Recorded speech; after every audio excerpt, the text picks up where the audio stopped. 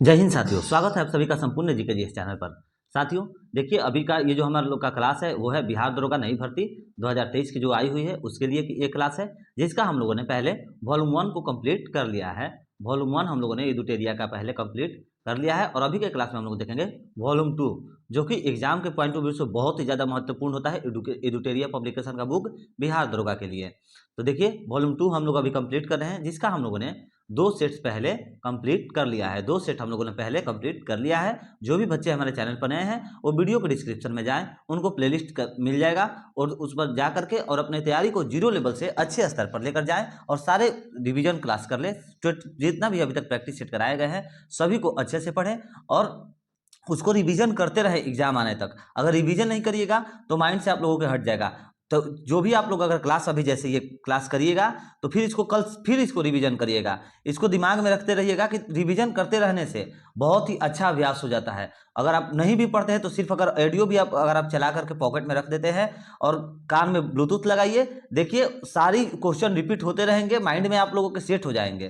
तो चलिए अभी का हम लोग का जो क्लास है वो है तीसरा नंबर प्रैक्टिस सेट। तो आइए, तो आज का हमारा पहला क्वेश्चन कह रहा है कि जाति आधारित गणना 2022 के अनुसार हिंदू धर्म की आबादी कितनी प्रतिशत है।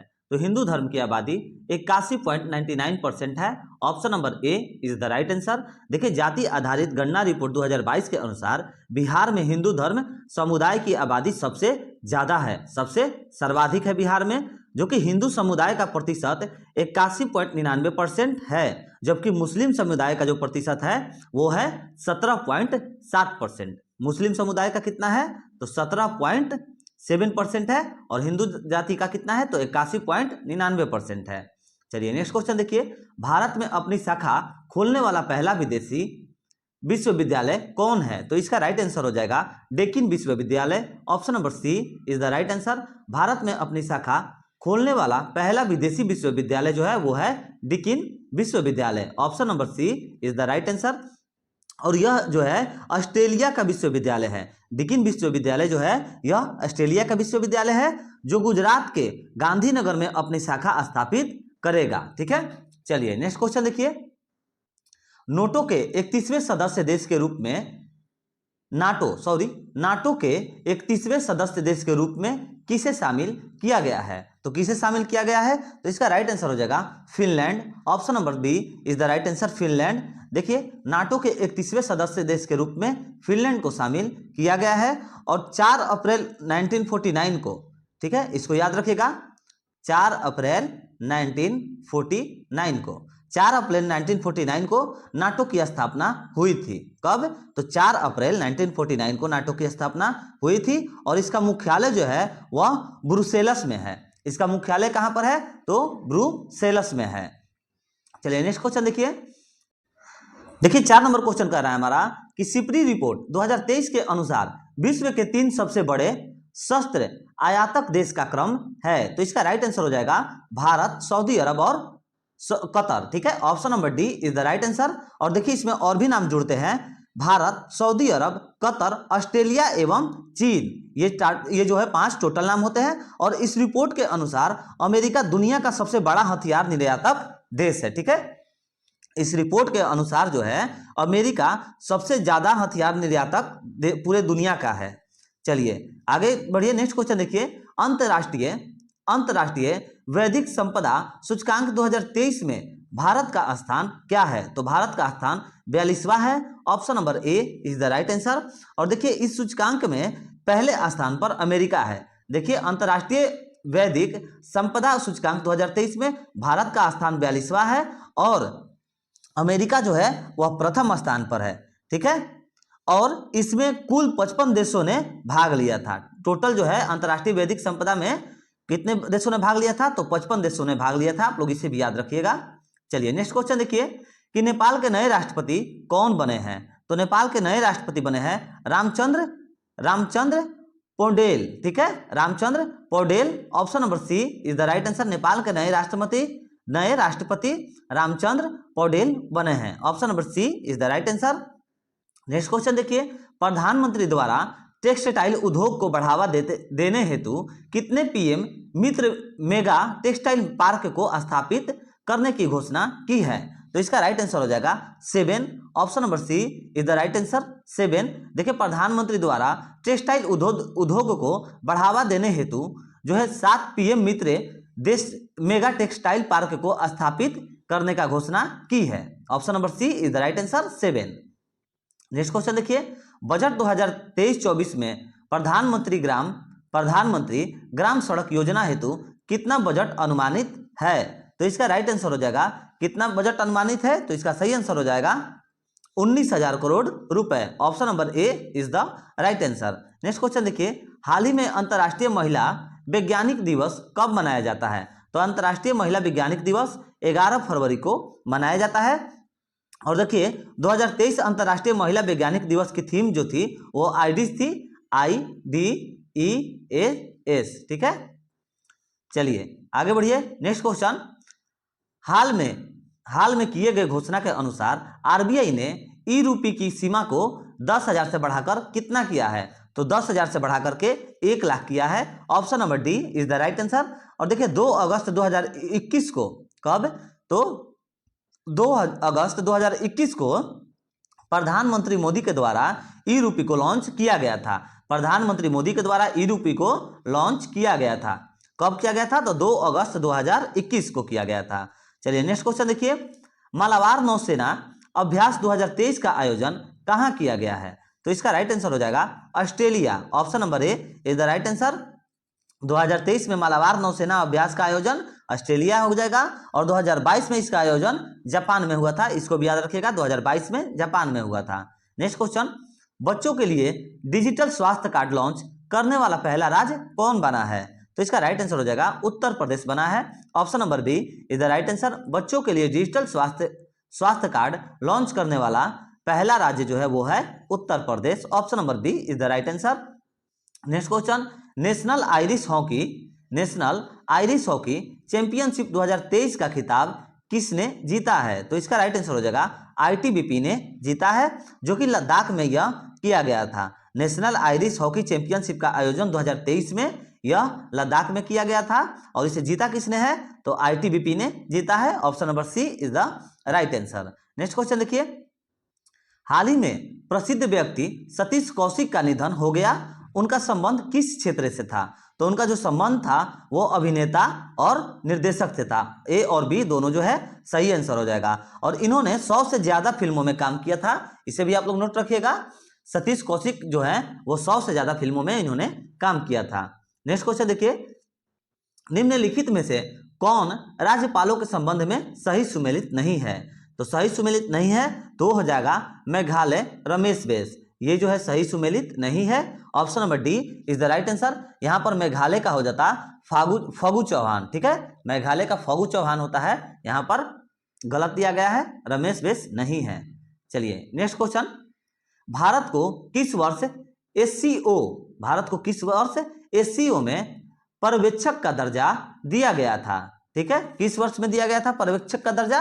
तो इसका राइट आंसर हो जाएगा 2005 में। Option number A is the right answer, 2005 में। और इसका स्थापना जो है 2001 में किया गया था, इसको भी याद रखिएगा, इसका स्थापना 2001 में किया गया था।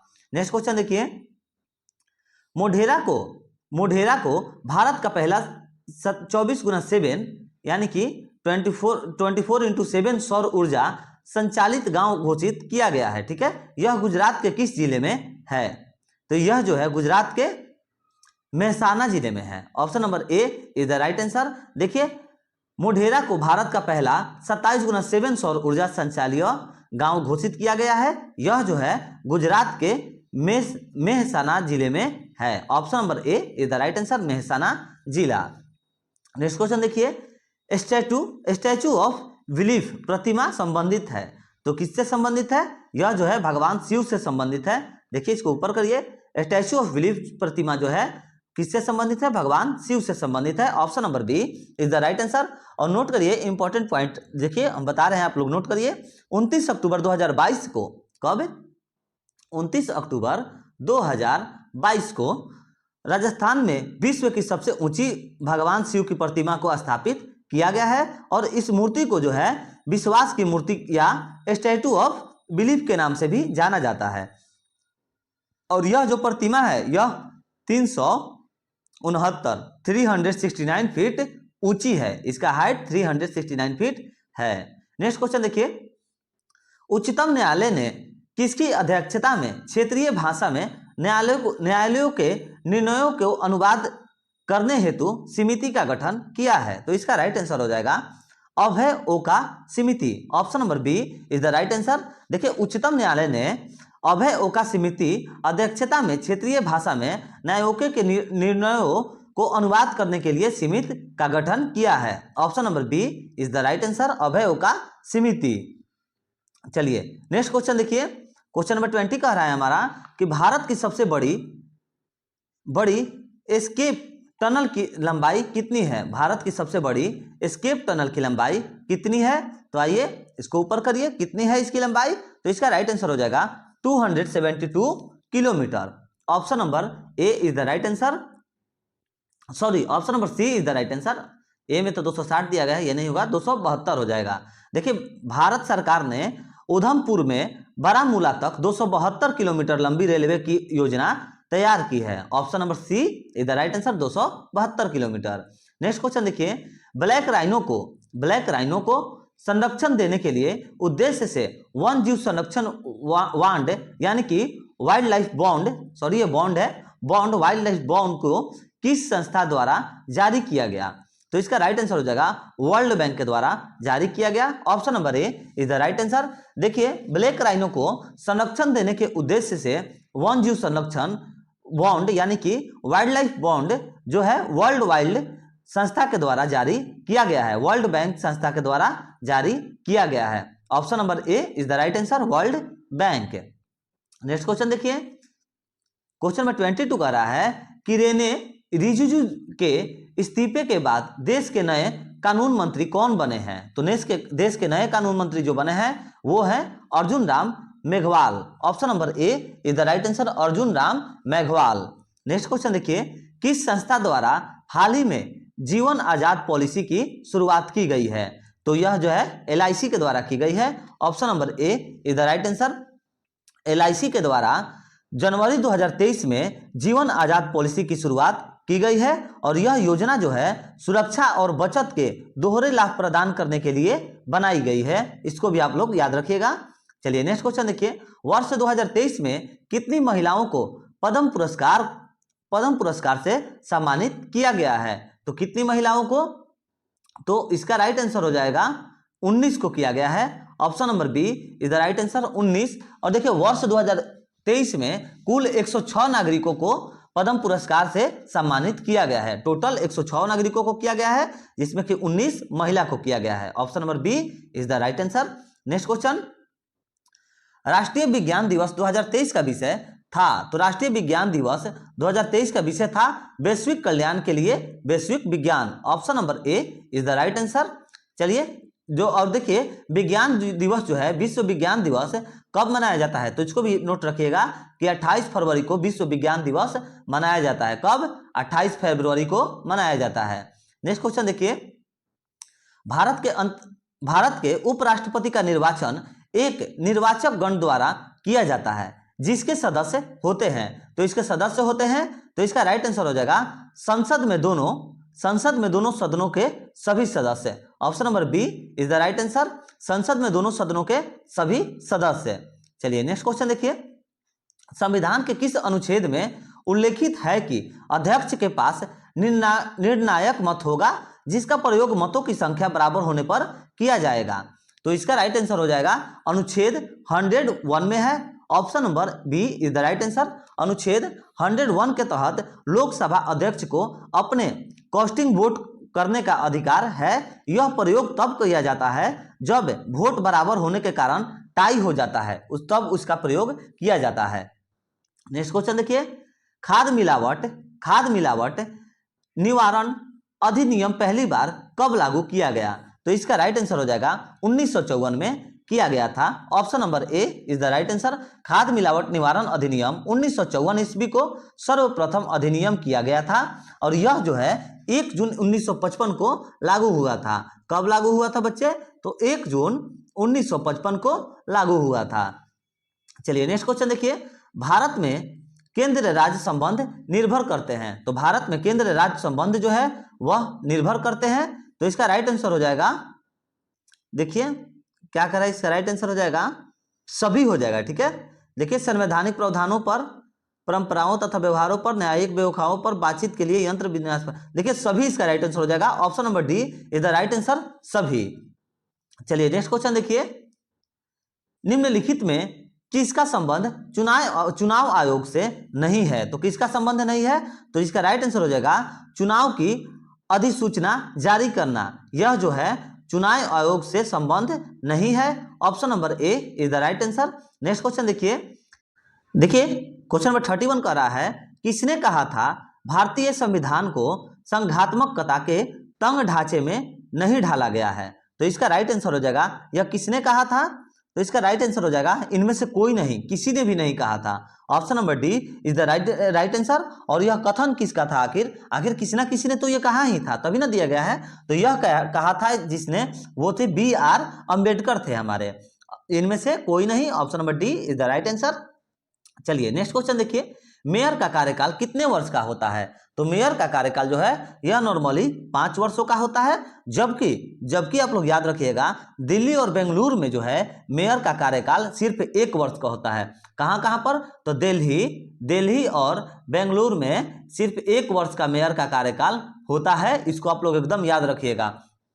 चलिए नेक्स्ट क्वेश्चन देखिए, क्वेश्चन नंबर 33 कह रहा है हमारा कि सूची 1 को सूची 2 के साथ सुमेलित कीजिए तथा नीचे दिए कूट को सही उत्तर चुनिए। तो देखिए इसे सही सुमेलित करना है और इसका राइट आंसर चुनना है। तो देखिए इसको सही पहले सुमेलित करिए। तो देखिए यहाँ पर जो नुमथंग समिति है इसका हो जाएगा 1988, देखिए ये हो जाएगा पहला। दूसरा हो जाएगा ये BR मेहता समिति का क्या हो जाएगा? तो BR मेहता समिति का हो जाएगा 1957। लास्ट में क्या बच रहा है हमारा? LM सिंघवी समिति, तो इनका हो जाएगा 2 नंबर। चलिए तो राइट आंसर हो गया 4 3 1 2। ठीक है, 4 3 1 2। आइए देखिए 4 3 1 2 किस में दिया गया? ऑप्शन नंबर डी में दिया गया। Option number D is the right answer, 4 3 1 2। चलिए नेक्स्ट क्वेश्चन देखिए, निम्नलिखित में से कौन सा संविधान जो है संशोधन अधिनियम मताधिकार की आयु को घटाने का कम करने से संबंधित है? तो इसका राइट आंसर हो जाएगा 61वां। देखिए option number C is the right answer, 61वां। देखिए 61वां संविधान संशोधन 1989, ठीक है, 61वां संविधान संशोधन 1989 के द्वारा जो है संविधान संशोधन अधिनियम मतदाता की आयु घटाने का क्रम करने के संबंध में है, जो कि 21 वर्ष से इसको घटा करके 18 वर्ष किया गया था। इसको भी याद रखिएगा, 21 वर्ष से घटा करके 18 वर्ष किया गया था।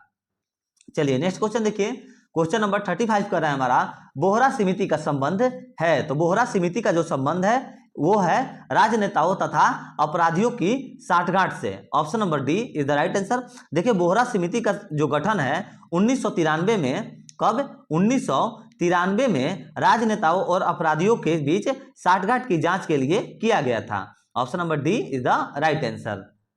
नेक्स्ट क्वेश्चन देखिए, राष्ट्रीय कृषि एवं ग्रामीण विकास बैंक की स्थापना कब हुई थी? तो इसका राइट आंसर हो जाएगा कब हुई थी? तो 12 जुलाई 1982 को हुई थी। राष्ट्रीय कृषि एवं ग्रामीण विकास बैंक की स्थापना जो है 12 जुलाई 1982 को हुई थी। Option number B is the right answer. Next question देखिए, 20 सूत्री कार्यक्रम की शुरुआत किस पंचवर्षीय योजना के दौरान की गई थी? तो इसका राइट आंसर हो जाएगा 5वीं पंचवर्षीय योजना के दौरान की गई थी। और इसका जो शुरुआत है 20 सूत्री कार्यक्रम की शुरुआत 1975 ईस्वी में किया गया था। कब किया गया था? तो 1975 ईस्वी में 20 सूत्री कार्यक्रम की शुरुआत किया गया था। चलिए नेक्स्ट क्वेश्चन देखिए, मत्स्य एवं खनन किस क्षेत्र के अंतर्गत आते हैं? तो मत्स्य एवं खनन जो है प्राथमिक क्षेत्र के अंतर्गत आते हैं। Option number A is the right answer. Next question देखिए, the general theory of employment interest and money, ठीक है, पुस्तक के लेखक कौन है? तो इस पुस्तक के लेखक हैं Keynes. Option number C is the right answer. The general theory of employment, interest and money पुस्तक के लेखक किन से हैं? Option number C is the right answer. और यह जो पुस्तक है 1936 ईस्वी में प्रकाशित हुआ था। कब हुआ था? तो 1936 ईस्वी में यह पुस्तक जो है प्रकाशित हुआ था।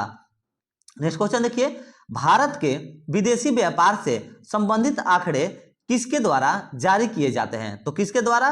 तो इसका राइट आंसर हो जाएगा RBI, reserve bank of India के द्वारा। ठीक है, आरबीआई द्वारा प्रतिवर्ष भारत के विदेशी व्यापार से संबंधित आंकड़ों को जारी किया जाता है। Option number A is the right answer. Next question देखिए, किस ग्रह का विशिष्ट गुण उसके चुंबकीय क्षेत्र का होना है? तो इसका राइट आंसर हो जाएगा बुध। Option number B is the right answer. देखिए, बुध ग्रह का विशिष्ट गुण उसके चुंबकीय क्षेत्र का होना है। Option number B is the right answer. Next question, निम्नलिखित में से कौन वलित पर्वत के उदाहरण नहीं है? तो वलित पर्वत के जो उदाहरण नहीं है वो है Parasnath. Option number A is the right answer. Next question, किस देश के वनों का देश के नाम के उपनाम से जाना जाता है? किस देश को वनों का देश के उपनाम से जाना जाता है? तो यह हो जाएगा Congo. Option number B is the right answer, Congo. Next question, निम्नलिखित में से कौन सी ठंडी जलधारा का उदाहरण है? तो ठंडी जलधारा का उदाहरण हो जाएगा Humboldt. Option number C is the right answer. और हम्बोल्ट जो है प्रशांत महासागर की ठंडी जलधारा है, इसको भी याद रखिएगा। प्रशांत महासागर की ठंडी जलधारा हम्बोल्ट है। Option number C is the right answer. Next question, Coimbatore एवं कोचीन को कौन सा दर्जा जोड़ता है? ठीक है, कोयम्बटूर एवं कोचीन को कौन सा दर्रा जोड़ता है? तो वो दर्रा हो जाएगा पालघाट।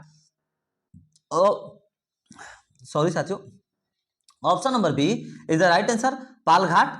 कोयम्बटूर एवं कोचीन को जो है पालघाट दर्रा जोड़ता है और इसकी कुल लंबाई जो है 203 किलोमीटर है। कितनी है? 203 किलोमीटर इसकी टोटल लंबाई है। नेक्स्ट क्वेश्चन देखिए, जवाई तथा सुकरी किसकी सहायक नदी है? तो जवाई तथा सुकरी जो है यह लूनी नदी की सहायक नदी है। और लूनी नदी भारत की एकमात्र अनवाही नदी है। ठीक है, अनवाही नदी जो है भारत की एकमात्र नदी है वो है लूनी नदी। नेक्स्ट क्वेश्चन देखिए, गिरना सिंचाई परियोजना किस राज्य में स्थित है? तो गिरना सिंचाई परियोजना जो है यह महाराष्ट्र में स्थित है। Option number D is the right answer. निम्नलिखित में से कौन सा जलप्रपात राजस्थान में स्थित नहीं है? तो यह हो जाएगा Dudh Sagar. Option number B is the right answer. और देखिए, दूध सागर जलप्रपात जो है यह गोवा में मांडवी नदी पर स्थित है। कहां पर स्थित है? तो गोवा में मांडवी नदी पर स्थित है। क्वेश्चन कर रहा है कि राजस्थान में स्थित नहीं है, तो दूध सागर राजस्थान में स्थित नहीं है। Option number B is the right answer. Next question, mount कोयबो स्थित है? तो माउंट कोयबो जो है वह दक्षिणी अंडमान में स्थित है और इसकी ऊंचाई कितनी है?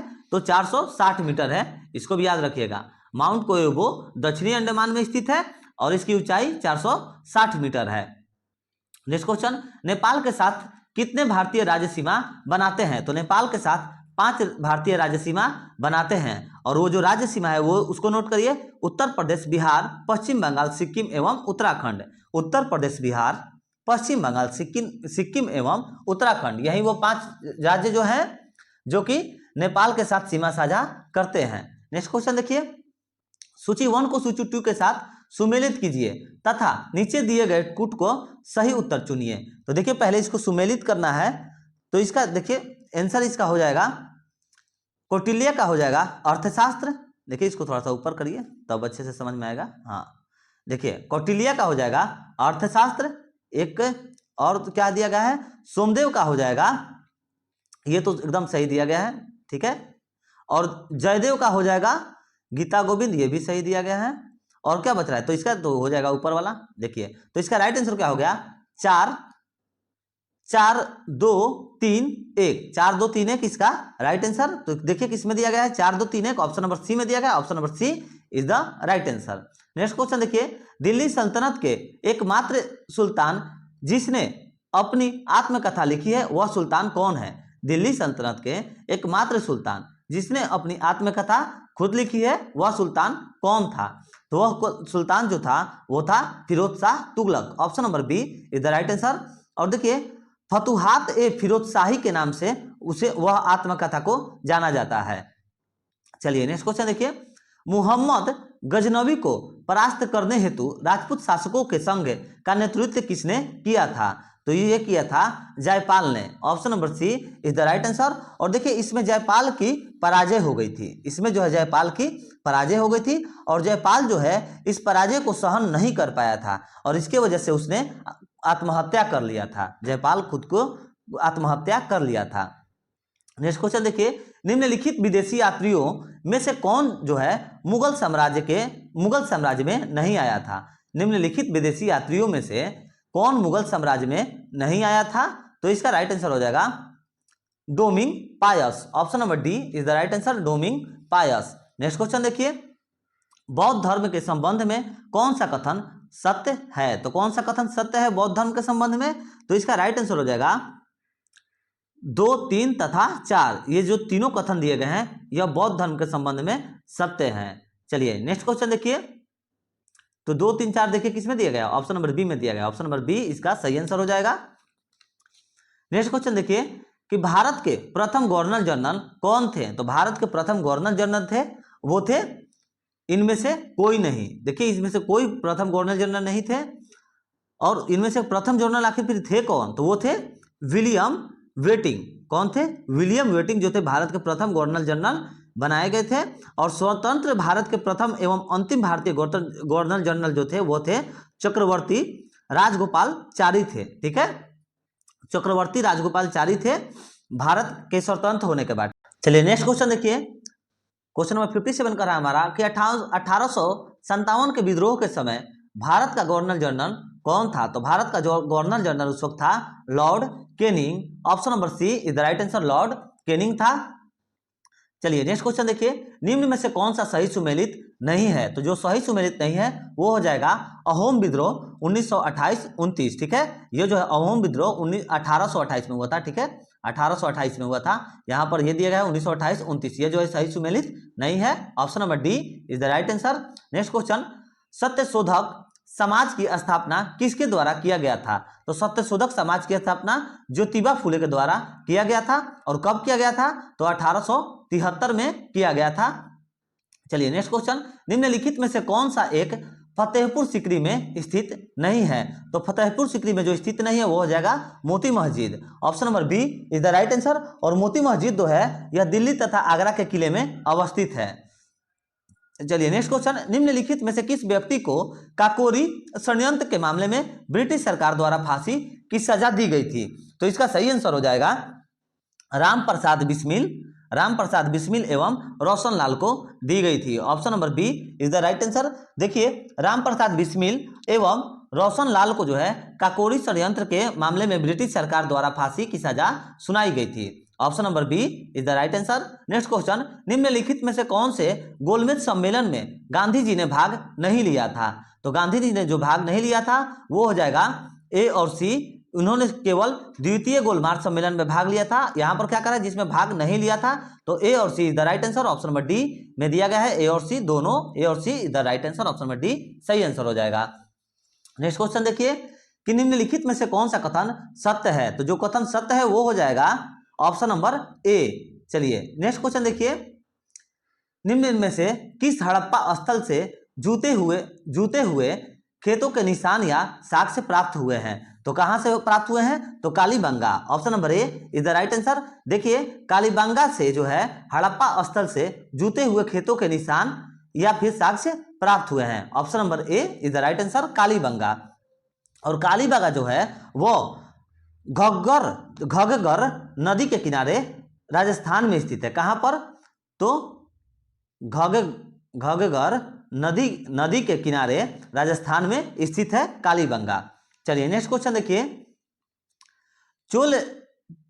चोल काल में व्यापारियों की सभा को किस नाम से जाना जाता था? चोल काल में व्यापारियों को किस सभा के नाम से जाना जाता था? तो इसका राइट आंसर हो जाएगा Nagaram. Option number C is the right answer, Nagaram. Next question, वर्ष 1997 में जलवायु परिवर्तन सम्मेलन कहाँ हुआ था? तो 1997 में जो है क्योटो में हुआ था। Option number C is the right answer.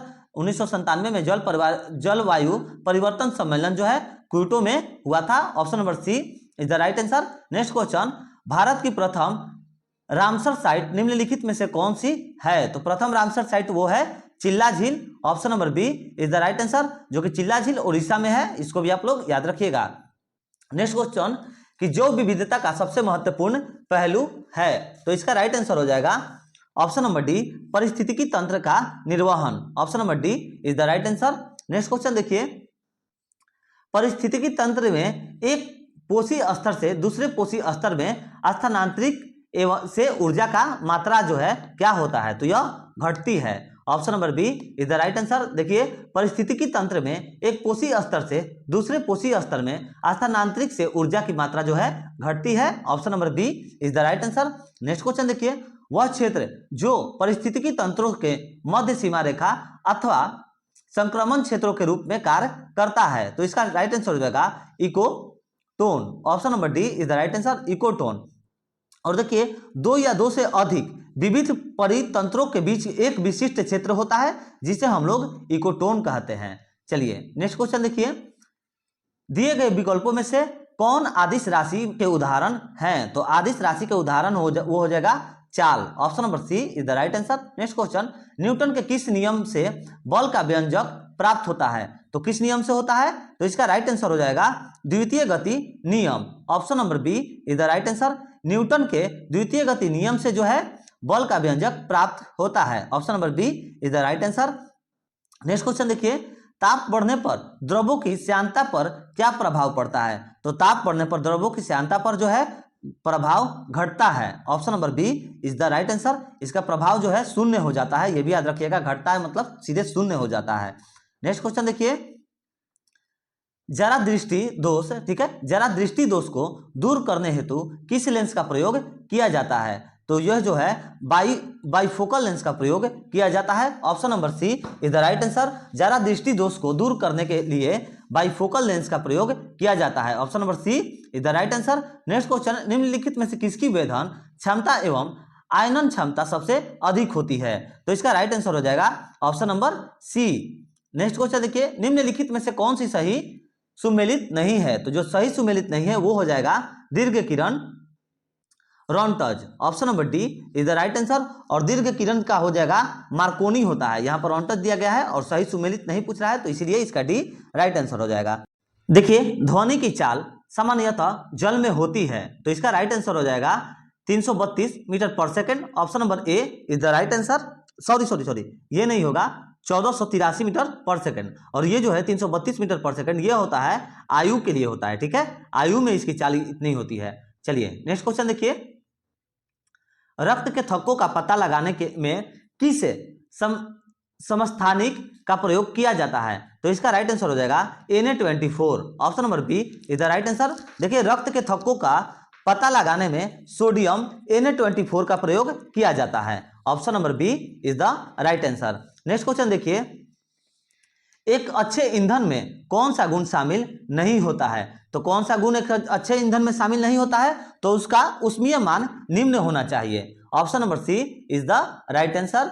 Next question, kaolin निम्न में से किसका अयस्क है? तो काओलिन जो है यह निम्न में से एल्यूमिनियम का अयस्क है, option number C is the right answer. Next question, आधुनिक आवर्त सारणी में वर्ग एवं आवर्त की संख्या क्रमश कितनी होती है? तो इसका राइट आंसर हो जाएगा 18 एवं 7 होती है, option number A is the right answer. आधुनिक आवर्त सारणी में आवर्त की संख्या 7 एवं वर्ग की संख्या जो है 18 होती है, इसको याद रखिएगा। चलिए नेक्स्ट क्वेश्चन देखिए, सोरेनसेन द्वारा पीएच स्केल किस वर्ष से दिया गया था? तो किस वर्ष में दिया गया था? तो 1909 में जो है सोरेनसेन के द्वारा पीएच स्केल जो है दिया गया था, option number B is the right answer. Next question देखिए, कोशिका विभाजन मुख्यतः कितने प्रकार से होते हैं? तो कोशिका विभाजन जो है यह मुख्यतः 3 प्रकार के होते हैं, 3 प्रकार से होते हैं। चलिए और एक चीज नोट करिए, देखिए इसको पहले ऊपर करिए, यहां पर एक चीज नोट करिए, जो यह है कोशिका विभाजन यानी कि सेल डिवीजन को सर्वप्रथम 1855 ईस्वी में बिरचाउ ने देखा था। किसने देखा था? बिरचाउ यानी कि वर्चो ने देखा था। कब? तो 1855 ईस्वी में सेल डिवीजन को उन्होंने देखा था। चलिए नेक्स्ट क्वेश्चन देखिए, गंजापन के लिए कौन सा कवक जिम्मेवार है? तो गंजापन के लिए टीनिया केपेटिस कवक जो है जिम्मेवार है। Option number C is the right answer. चलिए नेक्स्ट क्वेश्चन देखिए, चावल गेहूं एवं गन्ना किस कुल के पौधे का उदाहरण है? तो चावल गेहूं एवं गन्ना जो है ग्रेमिनेसी पौधे का उदाहरण है। Option number C is the right answer. और लहसुन प्याज जो है लिलिएसी का उदाहरण होता है, इसको भी याद रखिएगा, लहसुन प्याज लिलिएसी का उदाहरण होता है। नेक्स्ट क्वेश्चन देखिए, बौने पौधों को लंबा करने में कौन सा हार्मोन सहायक है? तो कौन सा हार्मोन सहायक है? तो इसका राइट आंसर हो जाएगा gibberellins. Option number B is the right answer. बौने पौधे को लंबा करने के लिए जिब्रेलिन्स हार्मोन का सहायक होता है। Option number B is the right answer. Next question देखिए, निम्नलिखित में से कौन द्वितीय उपभोक्ता के उदाहरण नहीं है? तो हो जाएगा बकरी, और बकरी जो है प्राथमिक उपभोक्ता का उदाहरण है। यहाँ पर द्वितीय का पूछ रहा है ना, इसलिए बकरी हो जाएगा। Option number A is the right answer. बकरी जो है द्वितीय उपभोक्ता का उदाहरण नहीं है। नेक्स्ट क्वेश्चन, राइबोसोम का नामकरण किसके द्वारा किया गया? तो राइबोसोम का जो नामकरण है वो रिचर्ड बी रॉबर्ट के द्वारा किया गया था। Option number B is the right answer. और राइबोसोम को प्रोटीन की फैक्ट्री के रूप में भी जाना जाता है। जो ये राइबोसोम है इसको प्रोटीन के फैक्ट्री के रूप में भी जाना जाता है। नेक्स्ट क्वेश्चन देखिए, सामसूत्री विभाजन के बारे में कौन सा कथन सत्य है? तो सामसूत्री विभाजन के बारे में जो है यह तीनों कथन गलत दिया गया है। यहाँ पर असत्य है ना, असत्य है पूछ रहा है ना, तो इनमें से कोई नहीं, ये तीनों सही हो जाएगा। इनमें से कोई नहीं, असत्य पूछ रहा है, यह कोई भी असत्य नहीं दिया गया है। Option number D is the right answer. समसूत्री विभाजन के बारे में कोई भी कथन जो है असत्य नहीं है। Option number D is the right answer. Next question देखिए, निम्न में से कौन सा एंजाइम अग्नाशय द्वारा स्त्रावित होती है? ठीक है, स्त्रावित नहीं होती है। निम्न में से कौन सा एंजाइम अग्नाशय के द्वारा स्त्रावित नहीं होती है? तो हो जाएगा पेप्सिन। ठीक है, option number A is the right answer. Pepsin जो है पेप्सिन एंजाइम जो है अग्नाशय द्वारा स्त्रावित नहीं होती है। Option number A is the right answer. Next question देखिए, यूरोपियन कमीशन का मुख्यालय कहाँ स्थित है? ठीक है, देखिए यूरोपियन कमीशन का मुख्यालय कहाँ पर स्थित है? तो इसका राइट आंसर हो जाएगा ब्रुसेलस में स्थित है। Option number A is the right answer. European commission का मुख्यालय ब्रुसेलस में स्थित है।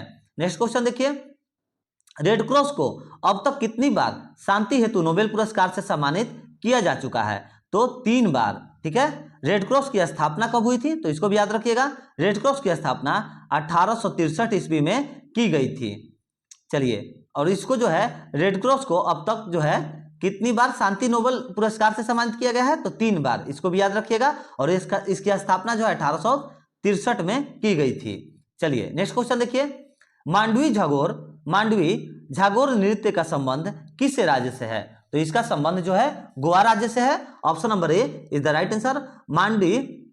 मांडी झागोर नृत्य का संबंध जो है गोवा राज्य से है। Option number A is the right answer. Next question, B C Roy पुरस्कार किस क्षेत्र में दिया जाता है? तो बीसी राय पुरस्कार जो है यह चिकित्सा के क्षेत्र में दिया जाता है। Option number B is the right answer. और देखिए बोरलॉग पुरस्कार जो है कृषि के क्षेत्र में दिया जाता है। यहाँ पर कृषि है ना, तो कृषि के क्षेत्र में बोरलॉग पुरस्कार दिया जाता है, और चिकित्सा के क्षेत्र में जो है बीसी राय पुरस्कार दिया जाता है।